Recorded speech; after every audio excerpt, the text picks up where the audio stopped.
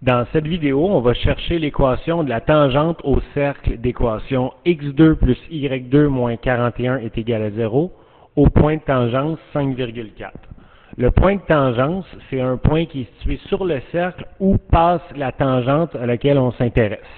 Donc, ce que je vais faire, c'est un petit croquis de la situation. Là. Je vais aller tracer un cercle centré à l'origine. Tous nos cercles sont centrés à l'origine, selon le programme. Et ce que je vais faire, c'est, comme c'est ici, une fois que le cercle va être tracé, je vais aller identifier mon point de tangence, qui est le point 5,4. Donc, 5,4, on pourrait dire que c'est environ ici. Donc, ce que je sais, c'est que je cherche l'équation de la tangente qui va passer sur ce point-là. Donc, une tangente, c'est un point qui va croiser mon cercle à un seul endroit, qui est précisément ce point-là.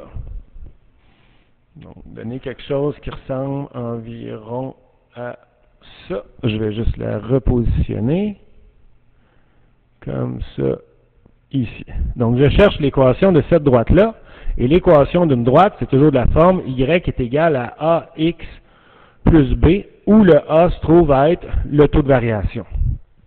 Bon, ce que je sais, c'est qu'une tangente à un cercle va toujours être complètement perpendiculaire au rayon de notre cercle. Donc, je vais aller me faire le rayon, comme ça ici, et je sais que les deux se croisent à angle droit, ici. Donc, j'ai plus d'informations sur le rayon, étant donné que j'ai deux points de passage, là. J'ai premièrement le fait que mon rayon passe par l'origine, donc en 0, 0, jusqu'au point 5,4, tandis que pour ma tangente, j'ai uniquement un seul point de passage, qui est le point 5,4. Donc, je vais m'intéresser au taux de variation de mon rayon d'abord. Donc, mon rayon a un taux de variation, donc je vais écrire taux de variation du rayon, là, c'est pour que je mets un indice R ici, toujours égal à delta Y sur delta X. Delta Y, c'est Y2 moins Y1. Donc, disons que le Y2, c'est le 4. Le Y1, c'est le 0 ici de mon origine. Donc, 4 moins 0 sur le delta X, qui est 5 moins 0. Donc, X2 moins X1. Donc, on voit que lorsque le cercle est centré à l'origine, pour trouver le taux de variation du rayon, on a uniquement à s'intéresser au point de tangence, là, 4 sur 5. Donc, 4/5. Et comme je le sais que ma tangente est perpendiculaire à mon rayon, ben je sais que le taux de variation sera l'opposé de l'inverse du taux de variation du rayon. Donc, le taux de variation de la tangente, donc je mets un petit indice T pour tangente, sera égal à l'opposé de l'inverse de 4/5, donc à moins 5/4.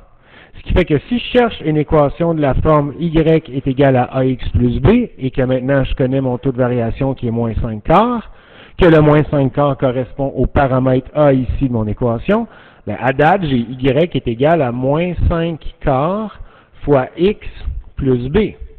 Tout ce qui me reste à trouver pour avoir une équation qui est complète, c'est la valeur du paramètre B qui se trouve à être la valeur initiale, l'endroit où on croise l'axe des Y, qu'on appelle aussi l'ordonnée à l'origine.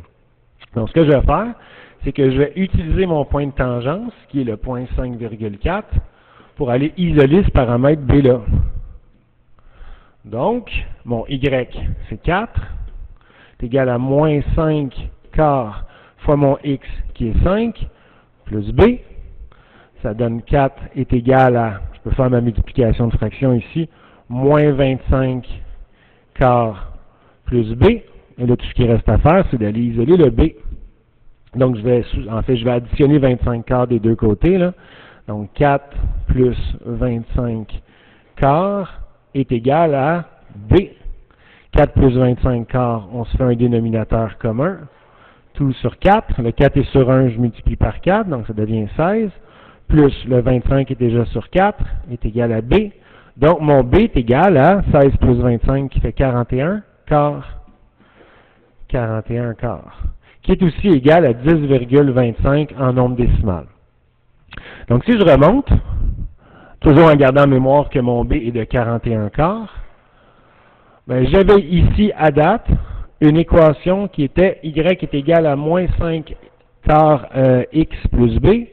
Ben, maintenant, je suis capable de compléter en disant que Y est égal à moins 5X sur 4 plus 41/4, ou plus 10,25.